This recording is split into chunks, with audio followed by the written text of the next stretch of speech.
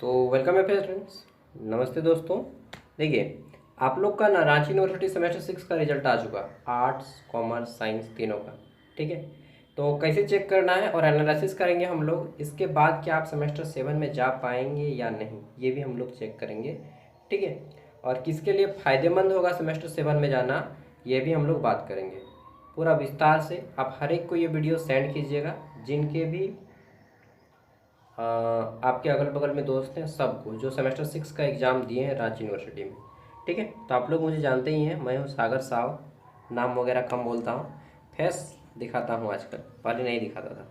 ठीक है, तो चलिए 1 मिनट अच्छे से बैठ लेता हूँ।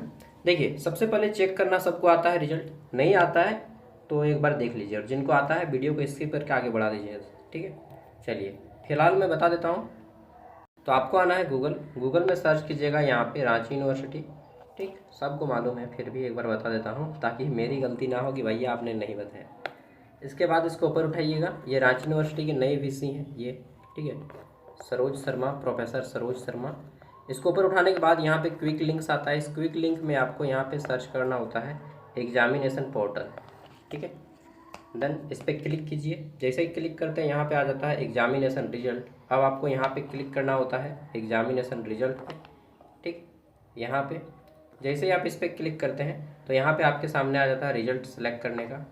सबसे पहले आप यहाँ पे कोर्स टाइप में NEP सेलेक्ट करते हैं, NEP एकदम लास्ट में आ जाइए। इधर से NEP मिलता है, ये आपको NEP यहाँ से सिलेक्ट कर लेना है। ठीक, यहाँ से आप सेमेस्टर 6 सेलेक्ट कीजिएगा। यहाँ से स्ट्रीम में आप आर्ट्स कॉमर्स साइंस सेलेक्ट कर लीजिएगा। ठीक है, जो भी है, और यहाँ पे अपना रोल नंबर डालिएगा। उसके बाद गेट रिजल्ट पे क्लिक कीजिएगा। ठीक है, तो आपके सामने आपका रिजल्ट आ जाएगा। मैं 2 रिजल्ट दिख के दिखाऊंगा आपको। ठीक है, आर्ट्स का भी साइंस का भी और कॉमर्स का भी, और इसमें ये भी बता के दिखाऊंगा कि जो फेल कैंडिडेट है यानी कि प्रमोटेड कैंडिडेट है उनका क्या होगा। ठीक है, तो जैसे कि देखिए यहाँ पे पूरा विस्तार से मैं आज बात करने वाला हूँ, पूरा विस्तार से। ठीक है, अगर आप सेमेस्टर 6 में सब पेपर में पास हैं, या फिर सेमेस्टर 5 में किसी पेपर में फेल हैं, या 4 में या 3 में 2 1 किसी में भी फेल हैं, तो क्या होगा। ठीक है, और आने वाले टाइम में कब एग्ज़ाम हो सकता है सेमेस्टर 7 के बारे में, मतलब ये वीडियो लंबा जाएगा। एक तरफ समझ लीजिए कि आपका पूरा का पूरा जैसे लेक्चर होता है ना, क्लास में बैठा के समझाते हैं, वो चीज़ मैं समझाने का प्रयास करूँगा। ठीक है, क्योंकि मैं अलग अलग यूनिवर्सिटीज़ का वीडियोस बनाता हूँ और उसके आधार पे मैं बताऊँगा। शायद आपको इतना विस्तार से कोई नहीं बता पाएगा। मतलब ये मेरा घमंड नहीं है, मैं वास्तव में ऐसा चीज़ अनुभव करता हूँ। तो सबसे पहले मेजर पेपर था सबका, मेजर पेपर 12 13 14 15, ये एक कॉमर्स कैंडिडेट का रिजल्ट है। ठीक है, और ये एक था माइनर पेपर। सब पेपर 100 मार्क्स का था, जिसमें 75 नंबर एक्सटर्नल और 25 नंबर इंटरनल। इन्होंने बैंकिंग एंड इंश्योरेंस लिखा था। तो इन्होंने देखिए, ये जो बैंकिंग और इंश्योरेंस है प्रैक्टिकल 25 मार्क्स का, और वो आपका सब 75 मार्क्स का एक्सटर्नल एग्जाम। तो कितना मिला है इनको, देखिए एक्सटर्नल एग्जाम में 52 number, 53 number, 48 number, 48 number, 47 number, ये पाँचों में मिला है। ठीक है, और इंटरनल इनको कितना मिला है, तो सब में मिला है 21 20 18 20, और इसमें 16 मिला है। ठीक है, सब में फाइनल में इनका मार्क्स कितना कितना बनता है, तो यहाँ पे देखिए एक को बना है 68 नंबर, एक को बना है 74, एक को बना है 68 66 67, मतलब सब में इनका A grade A grade A grade मिला है। अब टोटल सेमेस्टर 6 का यहाँ पे ओनली सेमेस्टर 6 का जोड़ के 343 नंबर होता है 500 में से। परसेंटाइल 6.8 बनता है। CGPA 8, सॉरी SGPA CGPA बोलता हूँ, CGPA 7.5 है, ग्रेड ए है। ठीक है, रिजल्ट में फाइनली पास है। सेम प्रमोटेड, प्रमोटेड मतलब ये सेमेस्टर 7 में यहाँ पे लिखा रहा है सेम प्रमोटेड है। सेमेस्टर 7 में जाएंगे या नहीं जाएंगे अभी मैं बताऊंगी, उसके लिए कुछ अलग क्राइटेरिया है। ठीक है, अब चलिए यहाँ पे और चीज़ मैं बता देता हूँ, उस पहले एक रिजल्ट दिखाता हूँ। अब एक फेल कैंडिडेट का रिजल्ट देखेंगे, उसके बाद ये सब पढ़ेंगे। ठीक है, ये सब पढ़ना है, क्राइटेरिया, प्रमोशन क्राइटेरिया, उसके बाद मैं खुद का अपना नॉलेज भी दूंगा। ठीक, अब एक फेल कैंडिडेट का रिजल्ट देखते हैं। ये पास कैंडिडेट का है, जो सभी पेपर में पास है। देखिए मैंने अभी बहुत प्रयास किया रिजल्ट को फाइंड आउट करने का। ठीक है, साइंस का कैंडिडेट का किया, आर्ट्स का कैंडिडेट का किया, देख सकते हैं पसीना पसीना हो गया। तो बहुत सारे कॉलेज का अभी तक रिजल्ट जो है ना डिक्लेयर नहीं किया गया ऑनलाइन मार्कशीट। PDF फॉर्मेट में अभी केवल इसका आया है आर्ट्स का, और सॉरी साइंस का और कॉमर्स का वेबसाइट पे अपलोड है। और ऑनलाइन मार्कशीट जो मैं दिखा रहा हूँ ये वाला केवल अभी कॉमर्स का आया है, और वो भी कुछ कुछ कॉलेज का आया है। ठीक है, सभी कॉलेज का नहीं आया है। लोहरदगा जो BS कॉलेज लोहरदगा है उसका आ गया है, और भी बाकी सारे का धीरे धीरे मतलब आज शाम तक सबका अपलोड हो जाएगा जहाँ तक मुझे लगता है। ठीक है, कॉमर्स का आ गया है, देख रहे हैं ना। तो चलिए मैं बता देता हूँ, अगर आप सेमेस्टर 6 में फेल हैं या सेमेस्टर 5 में फेल हैं, 4 में, किसी में भी अगर आप फेल हैं, तो आपको पहले वो पिछले वाला एग्ज़ाम दीजिएगा, तब जाके आपका फाइनल सेमेस्टर 6 यानी कि ग्रेजुएशन कंप्लीट होगा। ठीक है, तो भैया अगर हम एग्ज़ाम देंगे तो कब देंगे? आप एग्ज़ाम कब दीजिएगा?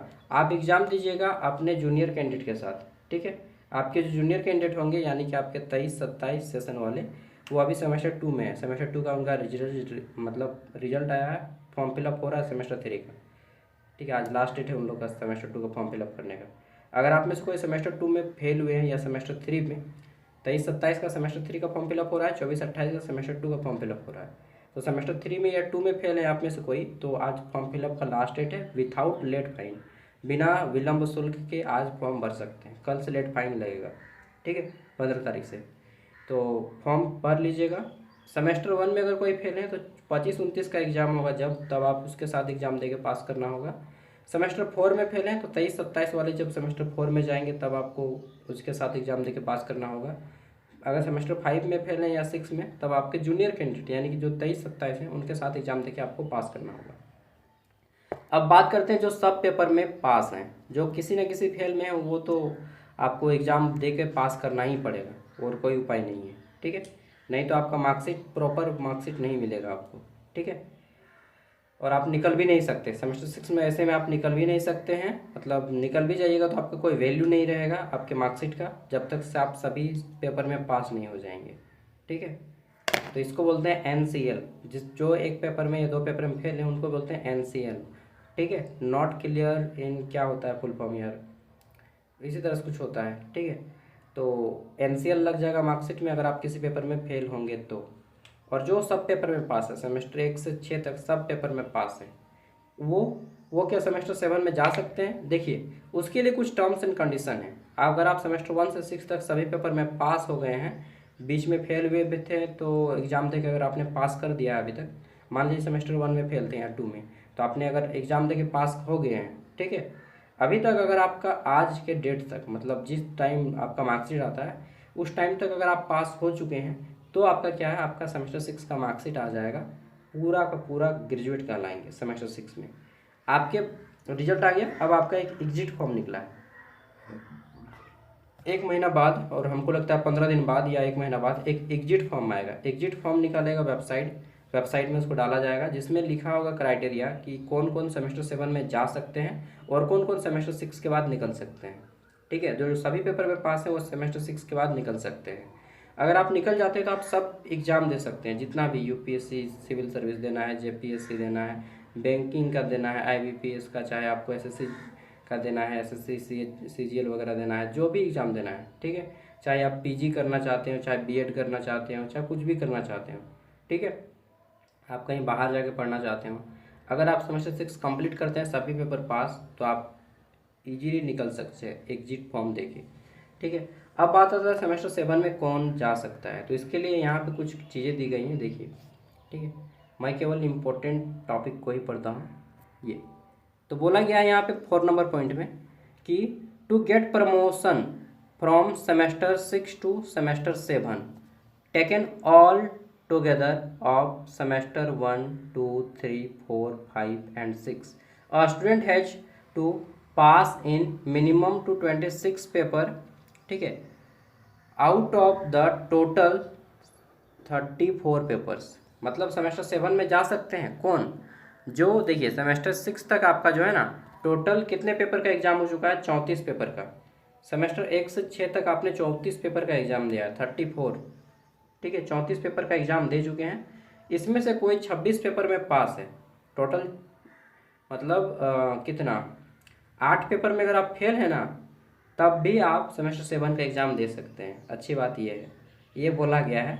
ठीक है, सेमेस्टर 7 में जाने के लिए किसी किसी यूनिवर्सिटी 75% का परसेंटेज रखता है कि जो 75% स्कोर पार करते हैं सेमेस्टर 6 तक वो सेमेस्टर 7 में जाएंगे। जैसे कि विनोबा भावे यूनिवर्सिटी हजारीबाग, उन्होंने क्या किया है कि जो सेमेस्टर 6 तक 1 से 6 तक सब मिला के, सेमेस्टर 1 से 6 तक सारा मार्क्स जोड़ के अगर आपका 75% बनता है तो आप सेमेस्टर 7 में जा सकते हैं, अदरवाइज नहीं जा सकते हैं। ये कंडीशन रखा है विनोबा भावे यूनिवर्सिटी हजारीबाग।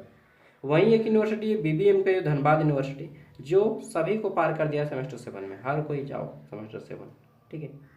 और इसके बाद तीसरे नंबर पे जो झारखंड में सेमेस्टर 6 का एग्ज़ाम कंडक्ट हुआ है वो आपका यूनिवर्सिटी। अभी तक 3 यूनिवर्सिटी एग्ज़ाम कंडक्ट करवाई सेमेस्टर 6 का, ठीक है। बड़े बड़े मैं बात कर रहा हूँ, DSPMU भी एग्ज़ाम ले लिया है और उनका रूल रेगुलेशन पता नहीं चलता है यार, जाके पता करना होगा।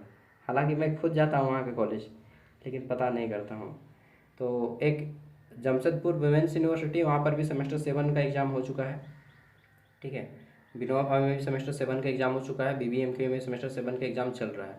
आप लोग का अब सेमेस्टर 7 का एग्ज़ाम होगा इसी महीने के लास्ट में, शायद ये मई महीना है ना, मई के लास्ट में या जून के स्टार्टिंग में होगा।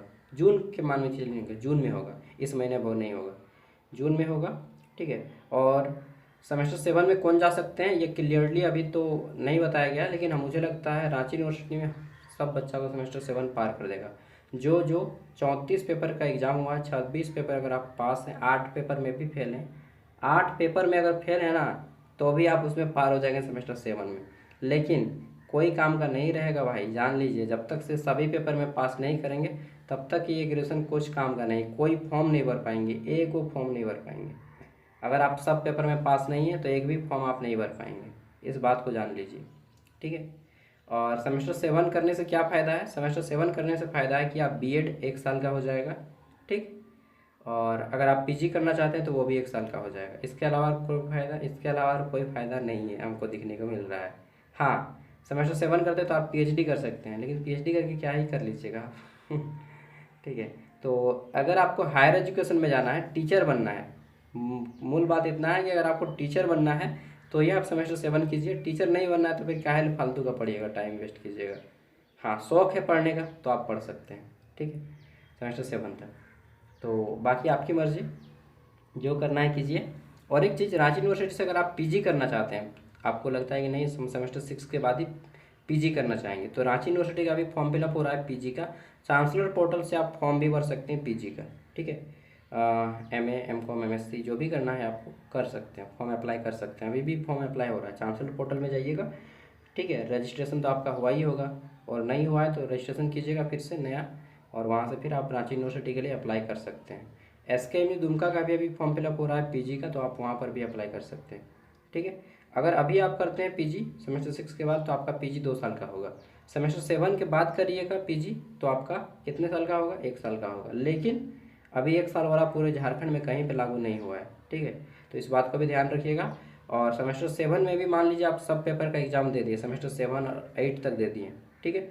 लेकिन अगर आप पेपर में फेल रहेंगे, एक भी पेपर में अगर आप फेल रहेंगे ना, तो आपको सर्टिफिकेट नहीं मिलेगा। मिल जाएगा सर्टिफिकेट, लेकिन कोई काम का नहीं रहेगा। आपको सभी पेपर का एग्ज़ाम देके पास करना होगा, तब जाके एक नया सर्टिफिकेट आएगा और उसकी वैल्यू रहेगी। समझ गए ना? एक भी पेपर में फेल तो गया बेटा काम से। चलिए, बता दिया पूरा हिस्ट्री। और आपका सेमेस्टर 2 में जो भी फेल हुए हैं या 3 में, तो फॉर्म फिलअप हो रहा है, फॉर्म भरवा लीजिए अभी, ठीक है। सेमेस्टर 1 का फॉर्म फिलअप होगा जुलाई में, अगर कोई सेमेस्टर 1 में फेल है तो जुलाई में फॉर्म भराएगा, ठीक है। सेमेस्टर 4 में तो 23-27 वालों का जब सेमेस्टर 3 का एग्ज़ाम हो जाएगा, रिजल्ट आ जाएगा, फिर सेमेस्टर 4 का एग्ज़ाम होगा, तो सेमेस्टर 4 का तब आपको बैठना होगा।